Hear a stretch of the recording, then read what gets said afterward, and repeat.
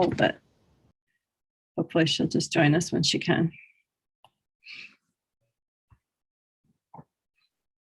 Okay, well, welcome everyone to the April 15th Policy Committee meeting. We'll call the meeting to order. We have a quorum with Dr. Maddox and Dr. Gant present with myself. We're also joined by the staff, in particular, Dr. Thomas, thanks for coming, and Dr. Wattley, and Mr. Pruitt, Mr. Harris, Ms. Tillman, and Ms. Franklin. So thank you all for being here today. We're going to focus today on the J policies, which I know Dr. Maddox and Ms. Hull spent a great deal of time together with Dr. Wattley to revise. So I'm going to let the two of you who are here, and hopefully Ms. Hull, when she gets here, lead a lot of this discussion, if that's all right. I also want to state up front that we all have to show up in person across town, most of us. I don't know, maybe some of you are closer than I am, but so we need to adjourn by 5:30 so that we can all get to H.D. Edwards by 6. So Angela, help me keep us on track, if you will. Okay, so the first thing on the agenda is to approve the minutes. Angela, the only thing I saw that seemed a little odd was it said we were approving the minutes of April 1st, and this was the April 1st meeting. So I think the date needs to be changed to that it was the March 18th minutes that we approved on the April 1st meeting. Does that make sense? We can't approve the minutes of the April 1st meeting on April 1st. I don't think we could, but we probably shouldn't. So that was the only, I can't believe did we really adjourn at 5:06? I didn't remember that we got out that early, but we must have gotten out that early. Okay, great. I forget the good things we get done. Okay, so other than that small change, is there a motion to approve the minutes for the April 1st meeting? So moved. Second. Thank you. All in favor, say aye. Aye. Aye. Aye. Okay, so done. The next thing is to amend or adopt the agenda. There's a very long agenda today. I don't think we'll get through all of them, but we will do our best. Again, all the J policies that y'all have been working on. There are 24. We'll just do our best and get done what we can do. Is there any other amendments or adoption or amendments of this agenda or recommended amendments? Mr. Harris? Yes, target? Dr. Yeager. After talking with Dr. Wattley, she talked to Miss Jolliffe. Andrea. Yeah. And they're recommending pulling JCDB and JDD so they can flush it out just a little bit more before moving it forward. Can you repeat those again, please? I'm sorry. JCDB, student dress code, and JDD, student suspension, the regulation. Okay. So that would be removing JGDB, which is number 3, number 4. Yeah. Okay. No, I'm sorry. It's really small. Number 3. And JDD. That's 11. Okay. That's what I can't. 11 and 12. Okay, great. That's good because when we made this agenda, we hadn't gotten Mr. Pruitt's input yet. So that's good that those will go back to clean up a little bit. Okay. So remove number 3 and remove number 11. Okay, any other? Dr. Go ahead. Yeager, 12 is the regulation for number 11. So I guess we would do both. Okay, pull that one too. Okay. Okay, any other requests to amend the agenda? Okay, I'll take a motion to approve the agenda minus number 3, 11, and 12. I move to amend the agenda with those changes that are recommended. Okay, Second. all in favor? Aye. Aye. Thank you. All right, Dr. Thomas, would you like to speak to the group? Do you have a superintendent report? Yes, ma'am, and not really a report, just a request or a reflection or thought. I'm not sure how to categorize that, Dr. Yeager, but first of all, hello, everyone. Hope you're all doing well today. I have been looking at many of our emails going back and forth about different committees and committee work, and I continue to have concerns about some of our committee structures and purpose or lack thereof in terms of clarified purpose. And I'm not sure if the current structure gives that guidance that's needed. And I also am concerned that the new proposed structure may um, muddy those waters even more. And I'm not sure if some of the goal in our proposed changes are due to just a desire to have information from some of the departments in the district. And if so, could that be accomplished by presentations? Or so I just bring all of that up to say that I know next month we have that policy to be voted on.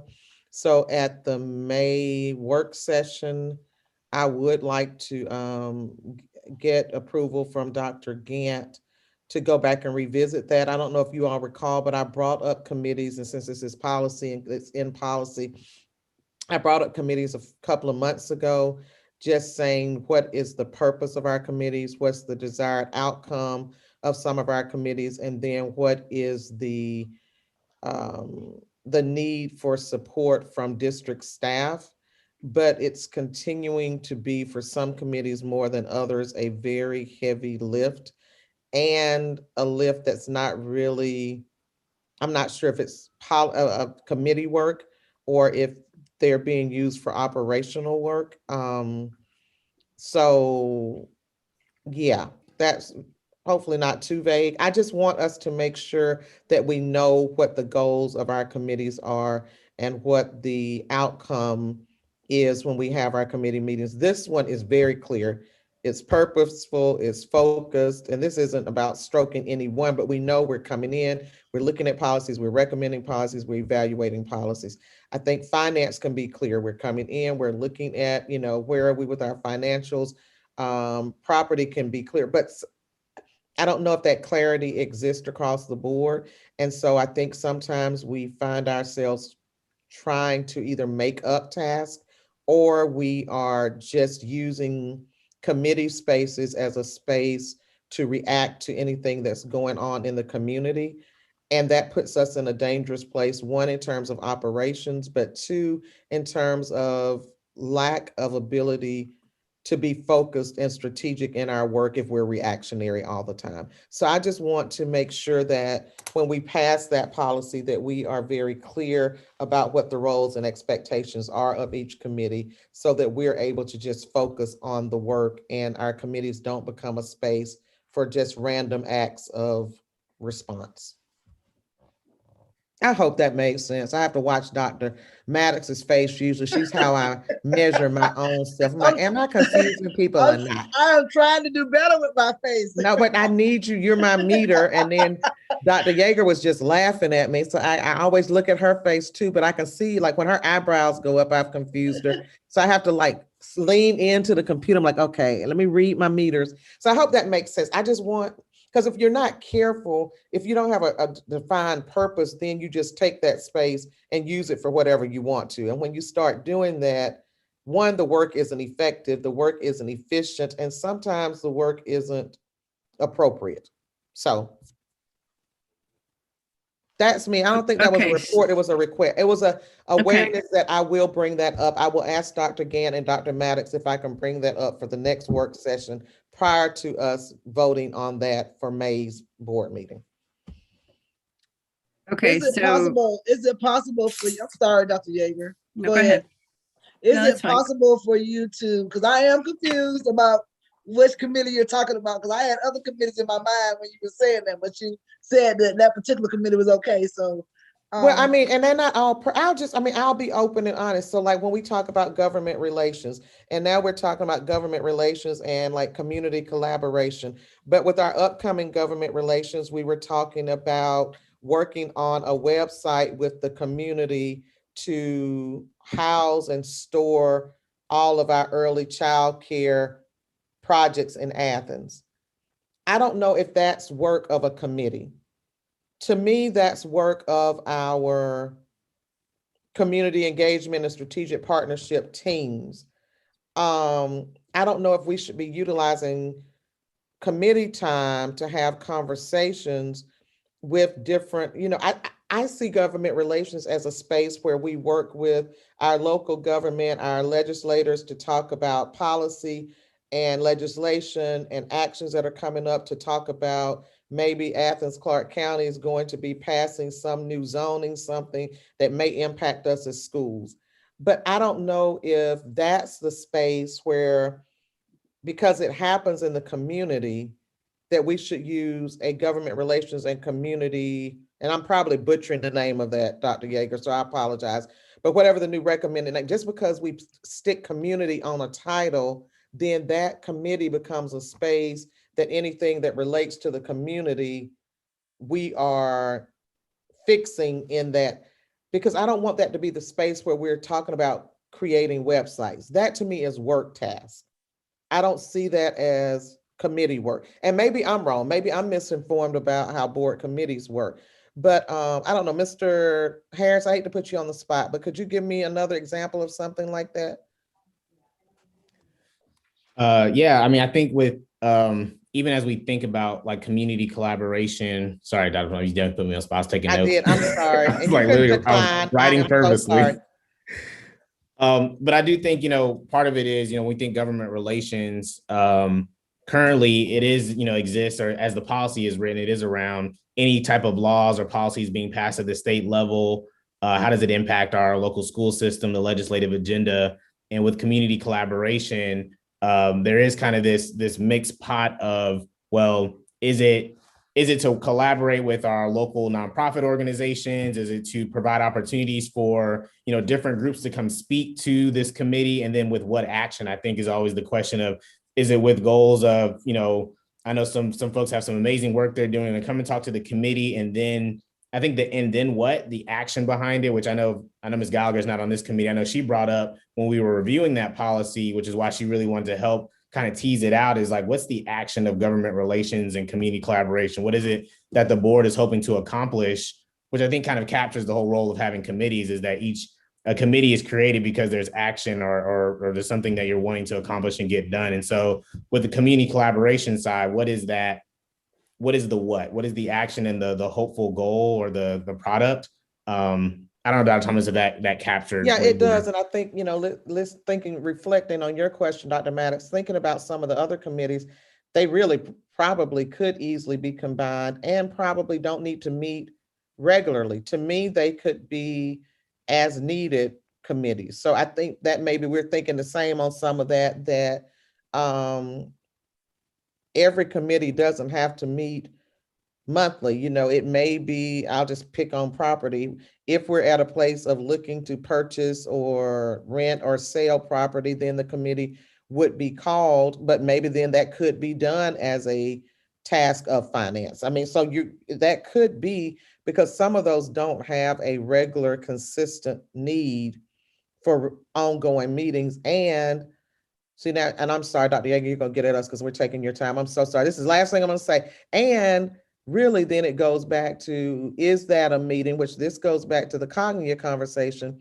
So is that a meeting that should happen in committee, or is that a meeting that should be a call board meeting? Because if it's something of that level of levity, should it just be done by committee, or should it be something that allows for the entire board to get that information? And I know that's been part of the conversation we've had, is should it even be in committee, or do we just have a call board meeting and we present that information to everyone so that it's not redundant? So I do think that all of that does warrant some more discussion.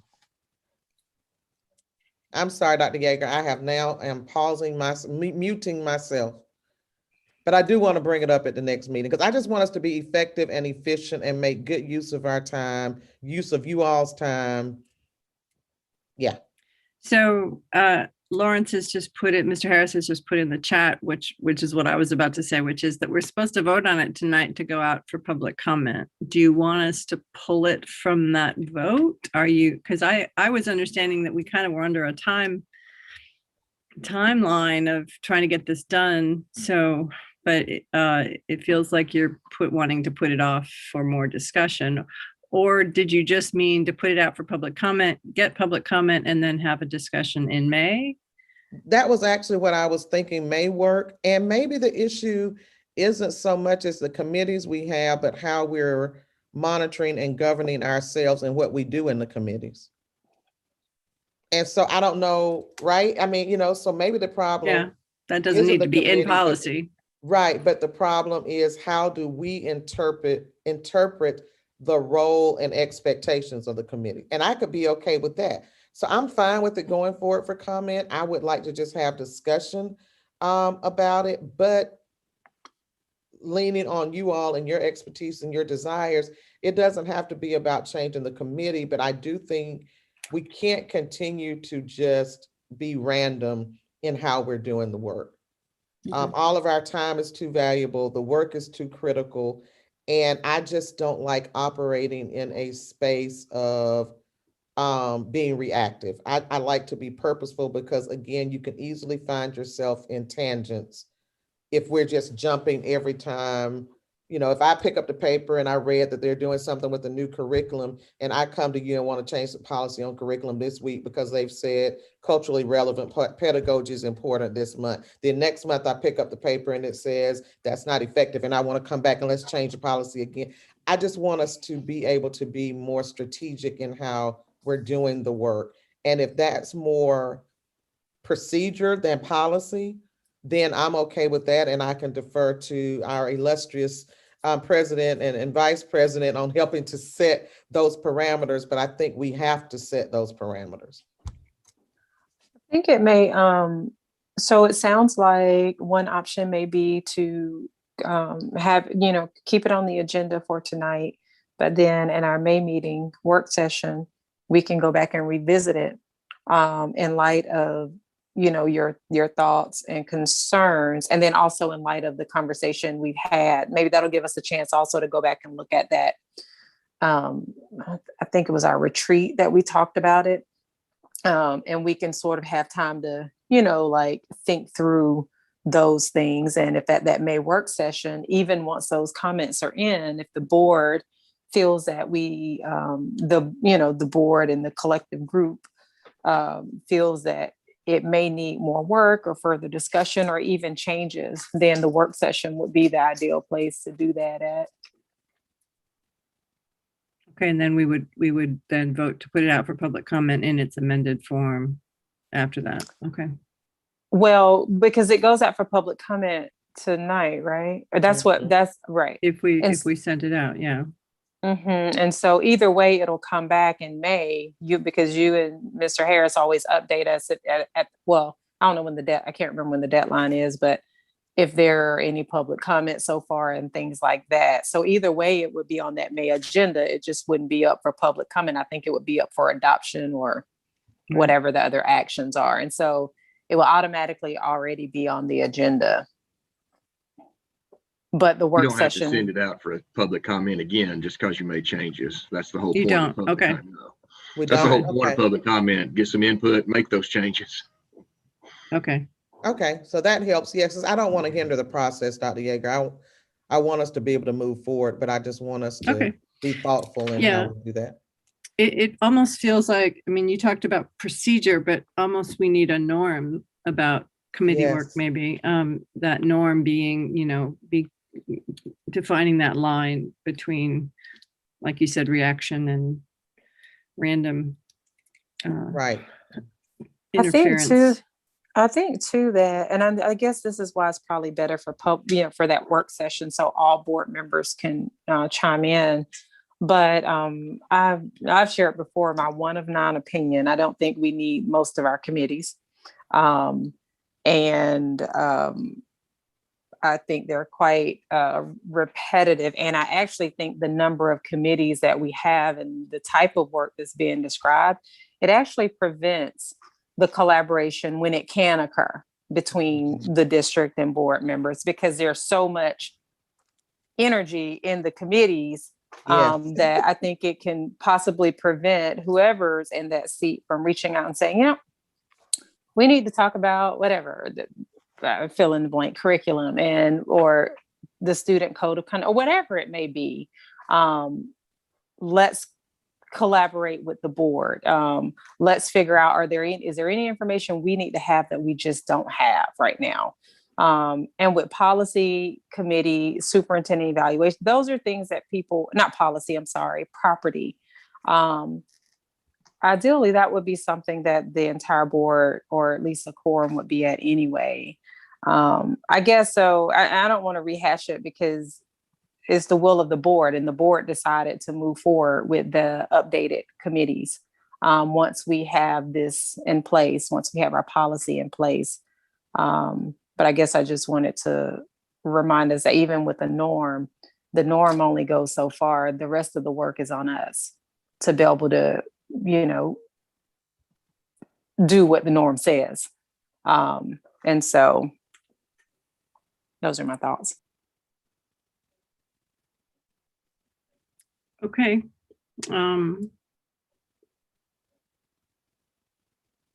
I will think about that too. I guess we all need to, I guess we'll have a brief discussion tonight. I'll include it in my report that's kind of going to be the plan.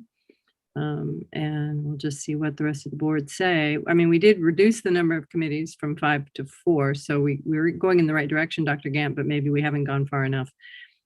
So I guess we will proceed as described. I think we do need to get through the student code of conduct today because that is a time sensitive policy. So I will not have a report myself. And let's at least try to get through JCDA and its exhibit to make sure we get those ready because I know that's time sensitive. Those need to be ready to go out. So with your permission, I'll move on to new business, which is policy number 1, JCDA, Student Code of Conduct. This was a review only because it's just basically saying that we need to have a code of conduct. Although I did have a question. I can't remember if it was last year, Dr. Thomas or Ms. Dr. Wattley. There's a sentence in there that talks about parents shall be required to acknowledge receipt of the code. And I remember early on when I was on policy, we had a discussion of how that would occur and whether that was burdensome on the teachers because they had to spend a lot of time chasing down parents. Has there been any consideration or thought about that? How we get parents to acknowledge that they've received the code?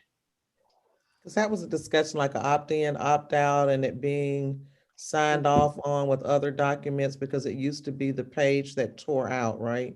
And they think would so. sign that. I do remember that, yes.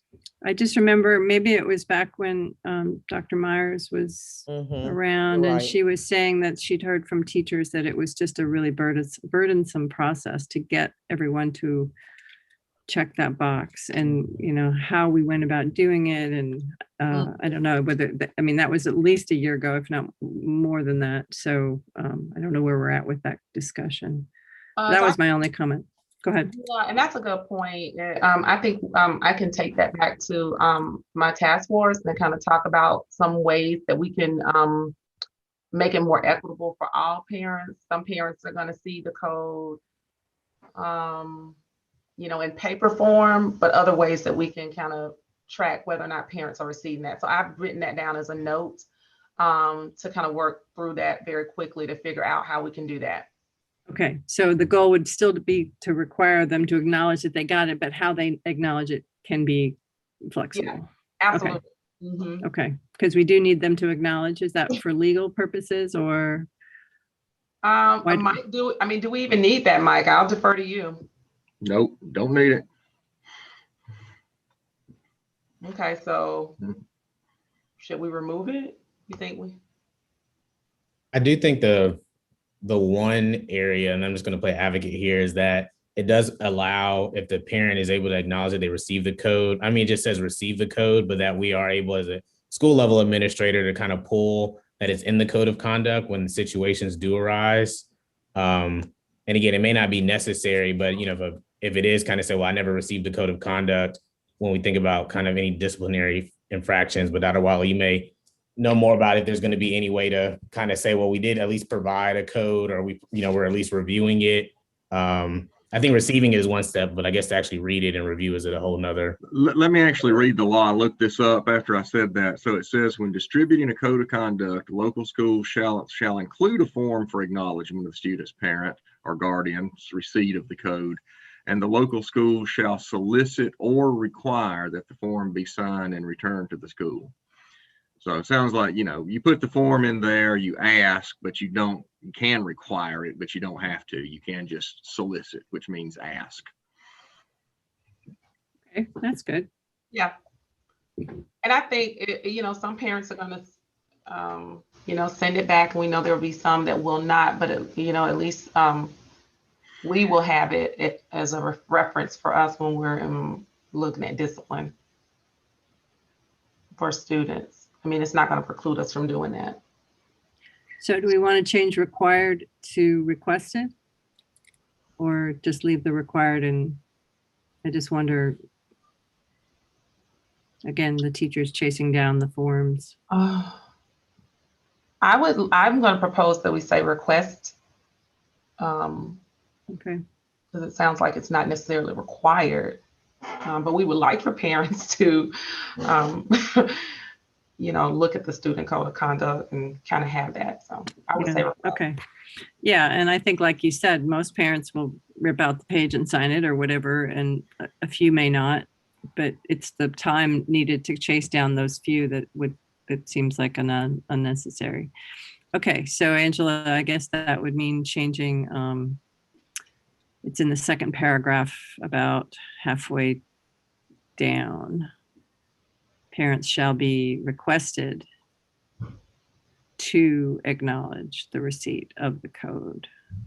Failure to acknowledge does not prevent the application of the code to this, that's of course true. Yeah. Okay.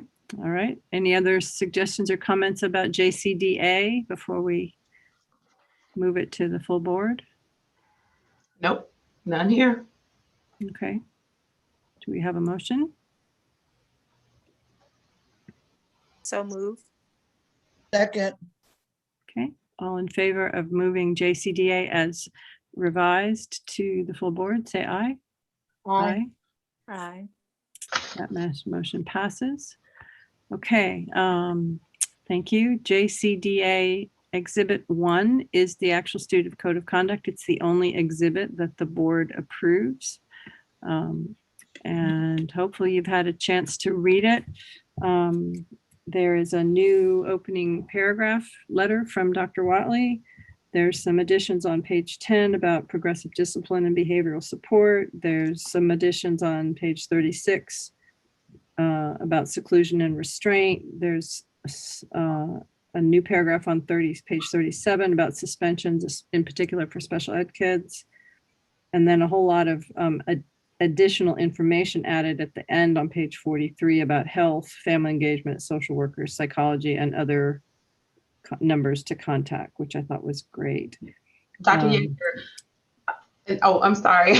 No, go ahead. A little bit of a delay, but I wanted to just give a little bit of context to why I included that.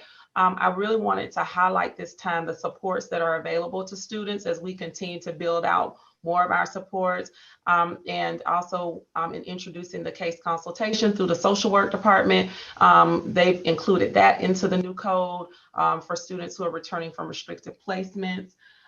So to your point, some of the supports that were highlighted were community engagement, psychological services, enrollment, special education had a section, behavior supports, as well as like social workers and nursing.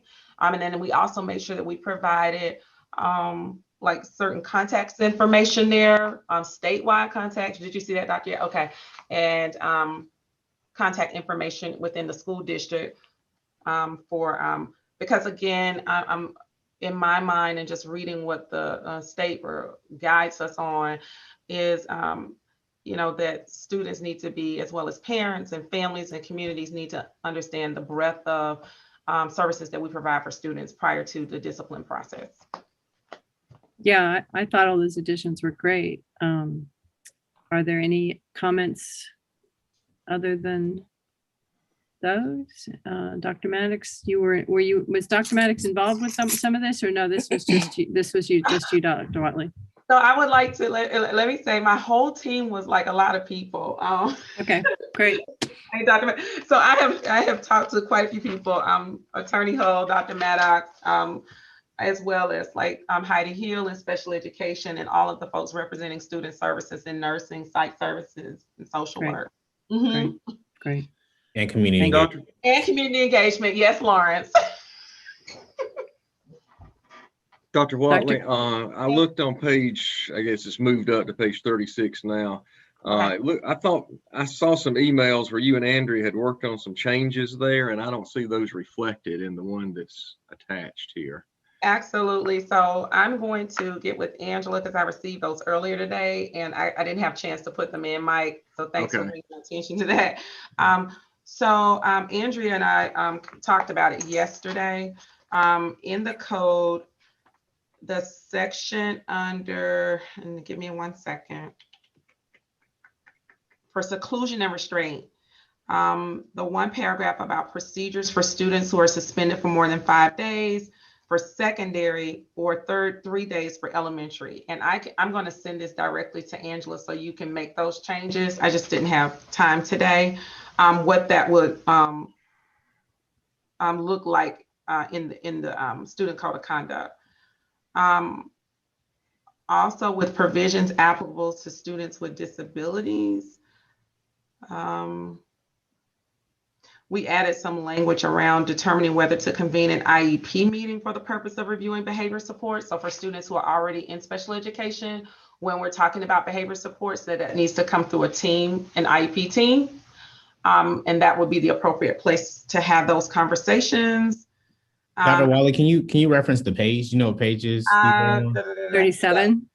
Well, when Andrea saw it, it was page 34, 35. Right, that's a different page. Yeah, I just want It's to 36 now. So seclusion or restraint of students is going to be changed to a very short. So it's almost a page now. It's going to be a three or four sentence paragraph that basically just says we don't use seclusion and restraint for punishment or discipline ever. Period. Thank you, Mike. Do you mean it's going to be changed in here, or it's going to be because there's also a policy on seclusion and restraint, right? So are you saying it's going to be changed inside of this code of conduct? It's going to be changed inside of this code of conduct, and then the ones that were pulled, that's the seclusion and restraint policy. So we can work on it as well. Okay. So if I'm understanding you correctly, Mr. Pruitt, section 5, seclusion or restraint of students, which is currently almost a full page, is going to drop down to a short paragraph. Is that what I understood? Yeah, I can read it to you if you want. It's the use of corporal punishments prohibited in all programs and activities of the Clark County School District. Similarly, the board prohibits the use of chemical restraints, mechanical restraints, prone restraints, and the use of seclusion.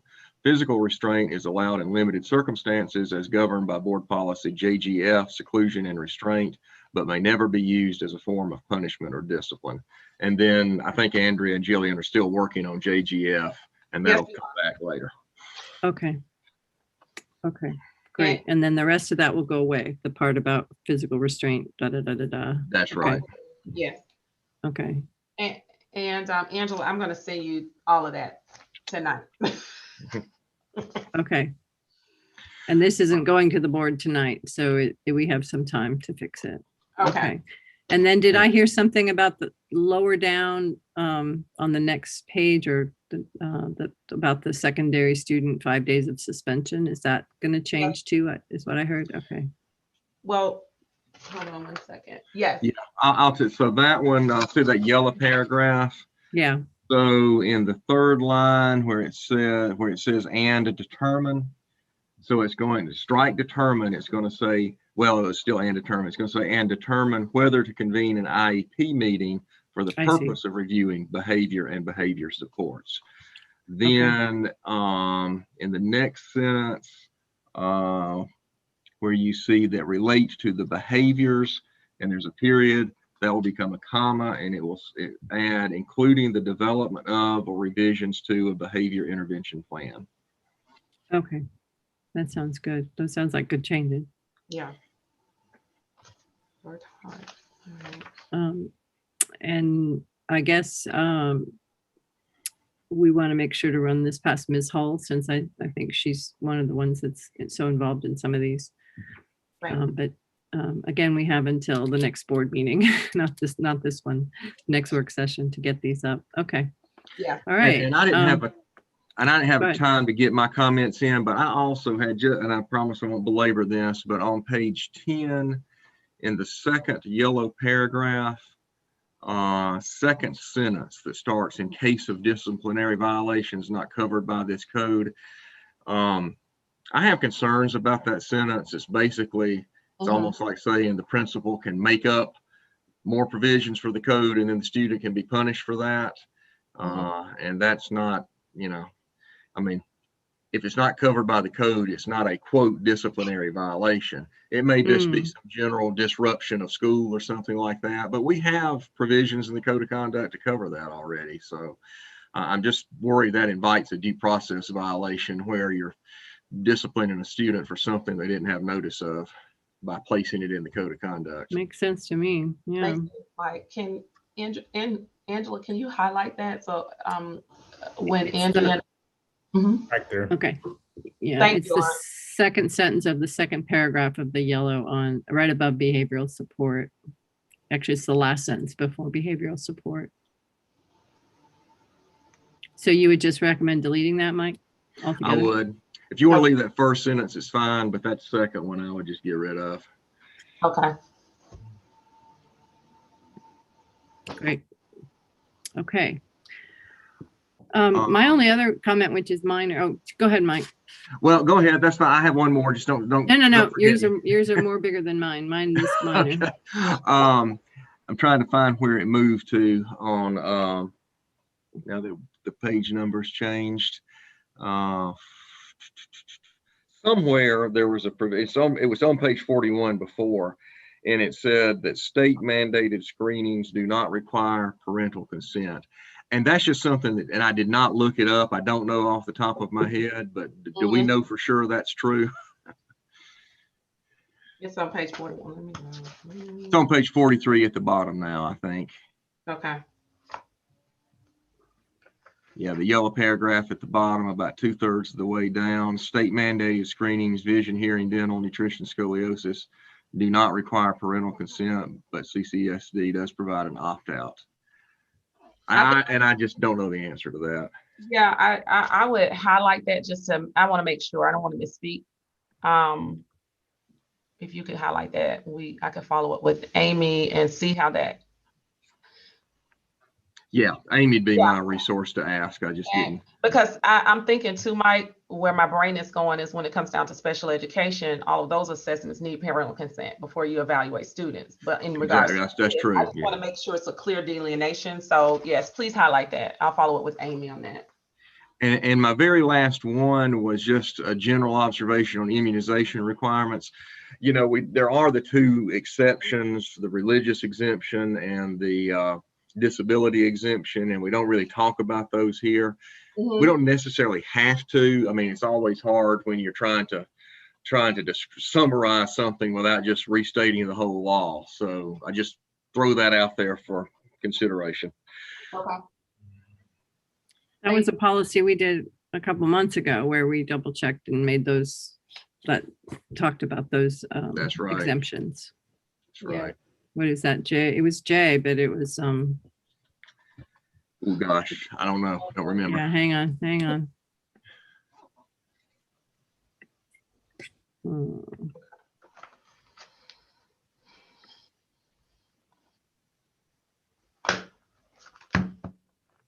While you're looking, now that you reminded me, we do have that. Maybe just adding a short sentence referring to that policy in this part, talking about immunizations would be good.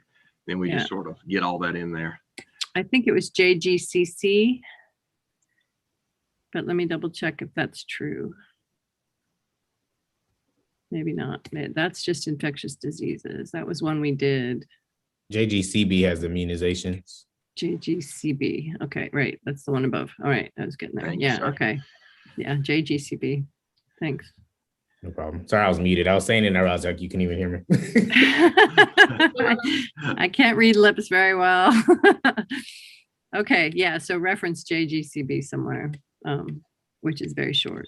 So, or you could just copy and paste it, but I guess if it goes in the code of conduct, it could just be copied and pasted potentially. Okay, my only suggestion was to put your lovely letter on the first page and then follow it with the forward rather than having that forward that looks like a bunch of legal gobbledygook be the first page they see. I liked your letter and that should be the very first thing they see. Okay. And also, just a note, I'm working with Lawrence. We're going to redo the cover to make it more, put some faces on it. And so we're working on that. But thank you about the letter. We'll make sure to move that too. And we're also working to do a student-friendly video version of the student code of conduct. So that way kids can better understand it. When you're the younger grades, you may not understand what recidivism and some of these terms mean in a code of conduct, but we can make videos to help kids understand. That's awesome. Yeah. Excellent. I know Lawrence had me return to my thespian years and I wrote a script. So hopefully, I hope you all like it once we finish producing it. That's awesome. Like dance your PhD, right? Have you seen Right. this? Right. Okay. All right. Well, let's, shall we get, do people feel comfortable enough moving it up with these changes, or do you want to wait and see the changes before we move it up? How do you feel, Dr. Gant and Dr. Maddox? I feel comfortable. Okay. Dr. Gant? I guess my question, and I think I've confused myself because of getting like the pieces that are in the code of conduct, considering those, and then the other policies that are listed. But if there is a change, let's just say with some of the other policies, then how would they be reflected in the student conduct? Or is it just only that the suspension and seclusion and restraint, like I know that there were updates to those two. And as I was reading through, like with like special education students and things of that nature. So are those the only two general areas that would have implications for the book? Like if something changed? As for right now, yes. Okay. In terms of, for example, with child abuse and neglect, I ran that through social work and we all talked about that. There are no changes. So whatever is in there already, it stands. So yes, that's a good question. But those are only two that would be reflected in the code of conduct right now. Okay. Okay. Mm-hmm. Kind of unavoidable that your code of conduct pulls in a lot of other policies. Right. But the good part of that is you're required to do your code of conduct every year. So Every year, you're not going to miss them for long. True. And Okay. what I do, just to make sure we're comfortable, I keep a running list of things that come up during the year. So since I've been here, I've been keeping a running list. And so I'm pretty sure by this time next year, something will come up and I'll just go back to that list and call Mike and pull the team and we'll make sure we keep it up to date if anything changes. Okay. Okay. Thank you, Dr. Wattley. Thank you. Shall we move it forward? With the So- understanding that the changes that we have discussed will go forward as well. So moved. Second. Okay, all in favor of moving this forward to the full board as amended, say aye. Aye. Aye. Okay, thank you. And we're skipping 3. Policy number 4, JCDAD is bus conduct. It's a fairly short policy that is recommended for review only. Let me make sure. Hold on one second. We changed some of the terms in this one, I believe. I'm sorry if it was for review on that sheet. And it's very simple. We changed outlines to outlined, the behavior outlined in the code of conduct. Yeah, okay.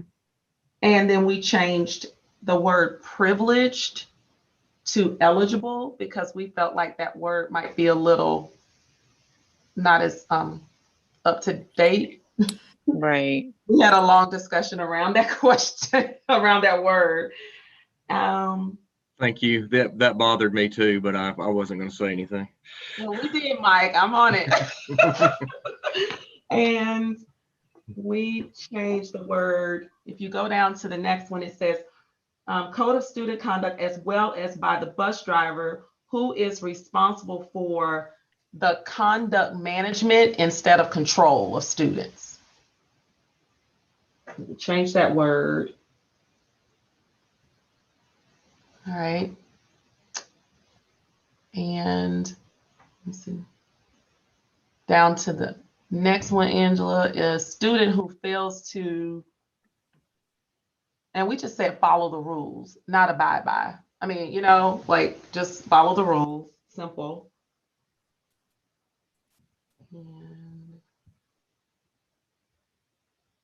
And the word privilege is used again, but in this case, they may lose the privilege. Is that okay? We'll say eligibility so we can keep consistent. Thanks for catching Okay. that. And then the last piece of it would be, yeah, we changed it to eligibility. Yes, even on my paper. I'm sorry if it's not reflected here. Eligibility of riding a bus or lose the eligibility to ride the bus. We added a.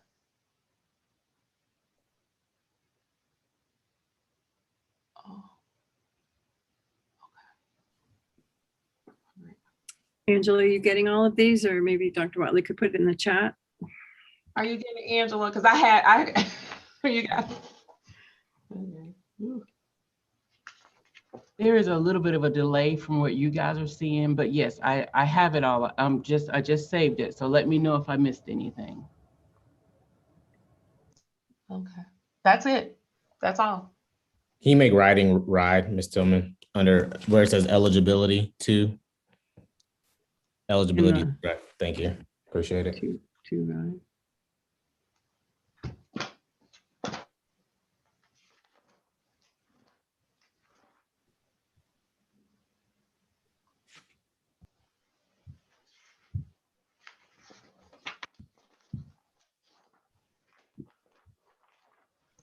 We good? Okay, Did I looks get it all? good. Okay. Yes.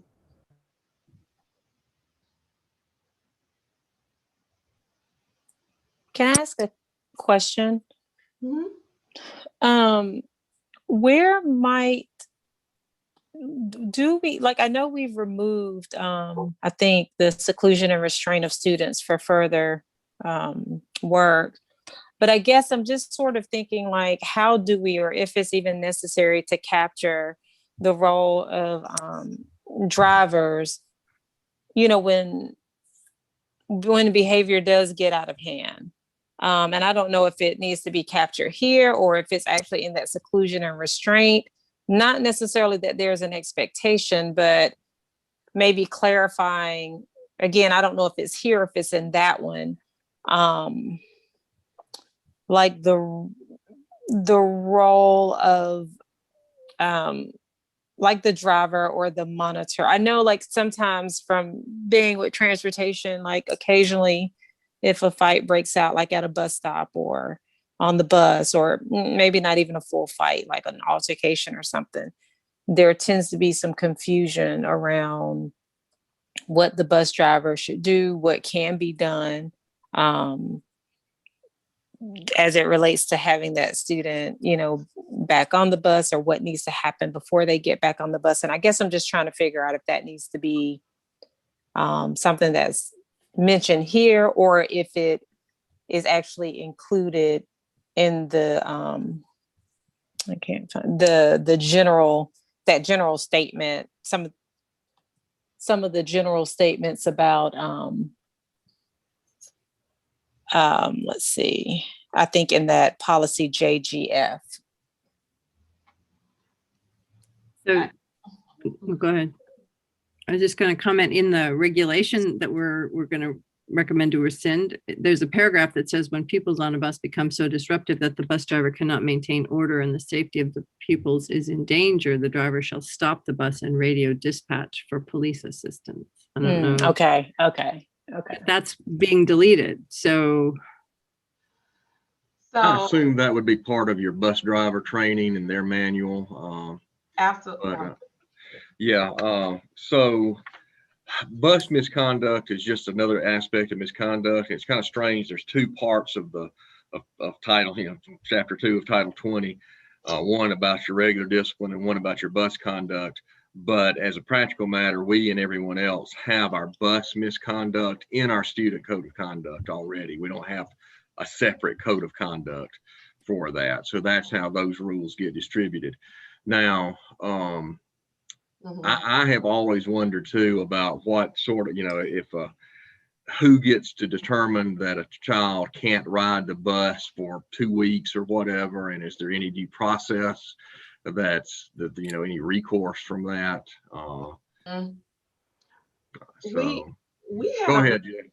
Yeah, we had a really good discussion about this in our meeting with Mark Weaver and Dr. Gant. They have, and Dr. Maddox, you were there too. I know I got to remember, but they have an established process, a bus referral process that goes to the administrator. And what we talked about is providing training for bus drivers, consistently administering that process, and also for principals or administrators in schools. So I don't know if that needs to go in a policy or if that's just a process that we need to make sure that all schools understand the bus conduct process or the bus management process, because they have forms and then we talked about, also in that meeting, sometimes it's inconsistently implemented. And so Mark Weaver was a part of that meeting in terms of like providing more the training for it. Because to me, just in looking at what he showed us, they have a really sound process for what is to take place if there's disruption on a bus. Okay.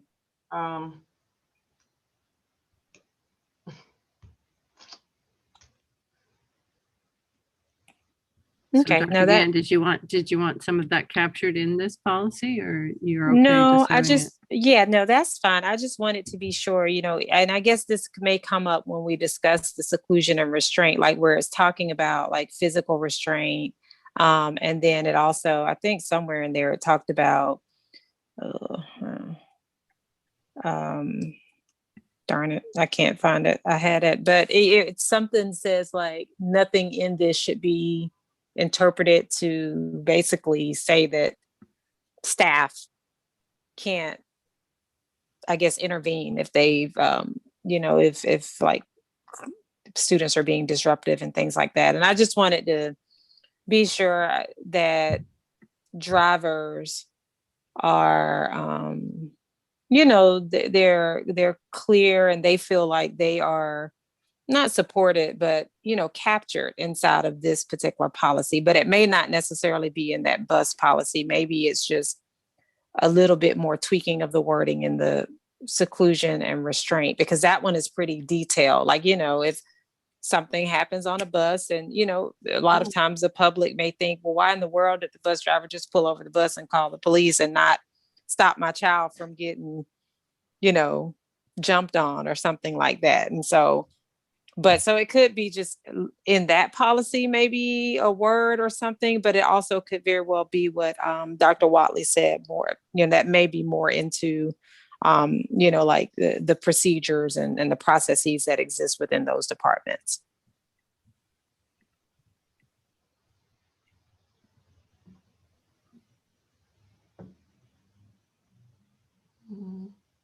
Does that make sense, Dr. Whitley? Or you okay with that? Or what? So are we saying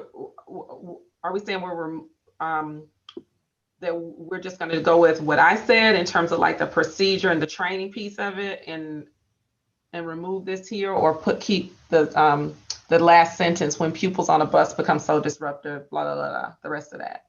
Should we keep that in the regulation? the red part? No, whatever your recommendation is, that's Oh, okay. fine. Yeah, that's whatever the recommendation is on the floor from the staff, that's fine. I just wanted to bring that up since that was something that I thought about as I was reading through that bus policy, but also the seclusion and restraint policy. So maybe what we can do is in that that last sentence, when students become that last sentence, if maybe we could just pull it to the policy and put it as the last sentence in the policy part. Yeah. So that, right.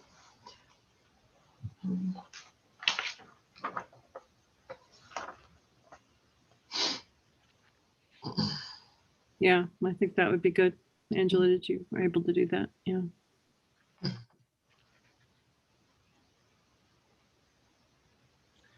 I think what Dr. Gant was suggesting is maybe pulling in also this sentence from JGF2, which I don't think will change, which is that the board prohibits physical restraint except in situations in which the student presents an immediate danger to himself or others. Okay. Mm-hmm. Do you see that, Angela? Okay. Where is that? Yeah. Where is that sentence? Yeah, you got to go over to policy JGF parentheses 2. Okay. And then that's along. So the second section there is prohibited activities. Mm-hmm. And then the first sentence of the second paragraph under prohibited activities. The word, okay, got that's it. where I'm pulling that. Just the first sentence? Yeah. Okay. I like that. Yeah. Perfect.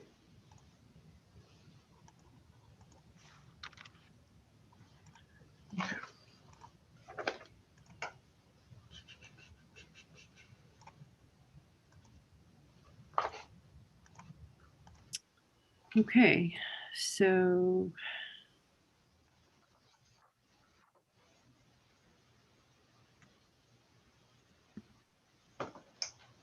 we now have a revised policy JCDAD, and it's been updated with, just reloading.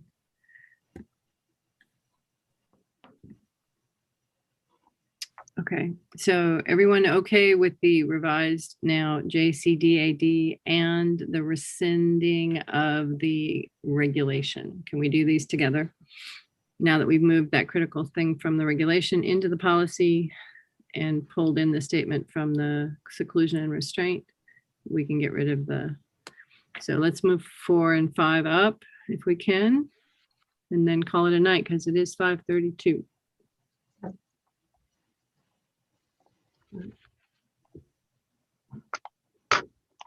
Can I get a motion on the floor to move JCDAD as revised and then JCDAD R1 rescinded to the full board? So moved. A second. All in favor? Aye. Aye. Aye. Great. Thank you, everyone. We got through 5. No, we got through 4. So we maybe, if we want to try to have all of these ready for May, which is what we said we needed, we might need an extra policy committee meeting. So please look at your calendars. So a week from tonight, we have professional development starting at 6, so we could meet before that. And Dr. Yeager is highly, well, it's possible that that one will be moved or rescheduled or not happen. So, okay. Yep, that's an announcement tonight. Would it be moved or rescheduled to the 29th? Or I'm not sure. I hope to have more details tomorrow after 4. Okay, well, so I guess I would suggest we either meet on the 22nd or we meet on the 29th, whichever one people prefer, to finish up as many of the J policies as we can for the May board meeting, for the May work session. The 22nd at 4:30 is your finance committee meeting. Okay, I don't have that on my calendar, so I guess maybe the 29th then. Is there anything else on the 29th, Mr. Pruitt? Not on my calendar. Okay. Yeah, I have. All right. Zernona and I have them all on our calendars. Yeah, you go to twice, well, 10 times more meetings than I have to. Okay, so let's tentatively, Mr. Harris, do you think you could do the afternoon of the 29th? Of April, yes. Sure, yes.